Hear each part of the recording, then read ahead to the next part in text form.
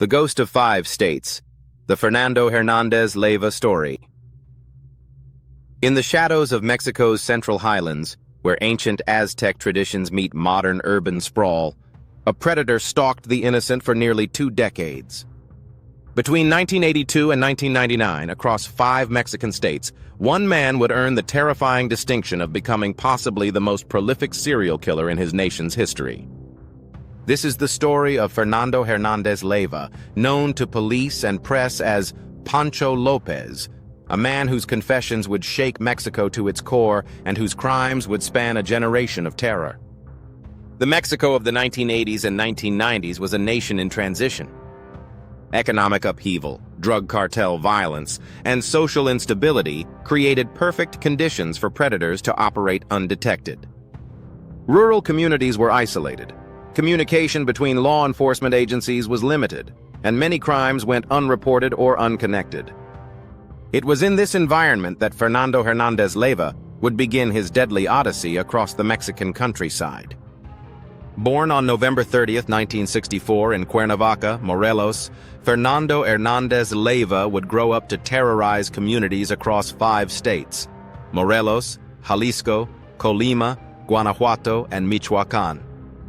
Little is known about his childhood or what dark forces shaped his violent tendencies, but the man who would become known as Pancho López began his criminal career in his teens and never looked back. Hernández Leyva's first recorded encounter with law enforcement came in 1982, when he was arrested in Cuernavaca on robbery charges. But this was no ordinary criminal. Even then, he demonstrated the cunning that would define his decades-long reign of terror. He escaped from jail by tunneling through a wall, a feat that would become his signature and a harbinger of the chaos to come. In 1986, Hernández Leyva was convicted on 33 counts of murder across 5 different states. The scope of his crimes was already staggering, but once again the man known as Pancho López would prove that no prison could hold him. He escaped from Mexico City's Western Penitentiary, vanishing into the vast Mexican landscape to continue his murderous spree. For 13 years, Fernando Hernández Leyva operated as a nomadic killer, moving between states, targeting victims seemingly at random. He was described by investigators as an organized killer, hedonistic and motivated by personal satisfaction. His modus operandi varied, making it difficult for authorities to link his crimes initially.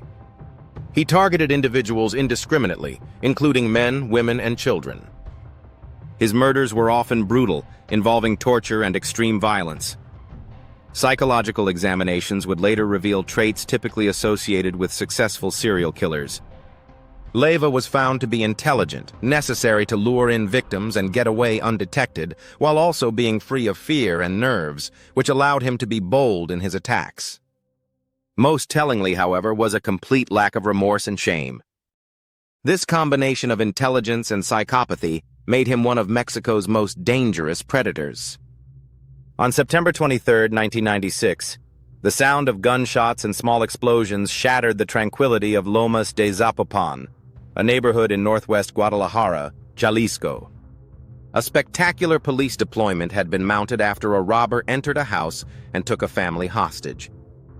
Hundreds of people watched the negotiations on television, unaware that the man pointing at cameras and police was not an ordinary criminal, but one of the most prolific serial killers in Mexican history. After stealing a truck, Hernández Leyva demanded the intervention of the media, specifically requesting reporter, after 7 hours under police siege, Pancho López took a vehicle and attempted to escape with the journalist. His plans were interrupted by the skilled response of police, and he was finally apprehended. Hours later, the killer who had managed to stay on the run for years was presented before television cameras. Hernández Leyva, nicknamed Pancho López, confessed to killing more than 100 people and kidnapping 6. When asked why he did it, he replied with chilling simplicity, "I killed them all because I had to. I didn't know what else to do." The trial that followed was sensational. He was accused, along with 3 accomplices, of several counts of robbery and kidnapping, in addition to the 137 murders that were eventually attributed to him. Prosecutor José Leonardo Castillo Pombo said he was unaware of any criminal who had a more violent record in Mexican history. Shortly after his confession, however, Hernández Leyva retracted his statements. Although he admitted to abducting a journalist and killing a police officer, he claimed that bailiffs had beaten him into confessing and threatened that his wife would be raped if he did not plead guilty to the crimes. The authorities, however, did not comment on Hernández Leyva's statements. When Hernández Leyva was transferred to a penitentiary in the state of Morelos, there were public protests by people who wanted to take justice into their own hands. "We want to lynch him," said Joel Uribe Landa, one of about 50 people gathered outside the Morelos State Prosecutor's office.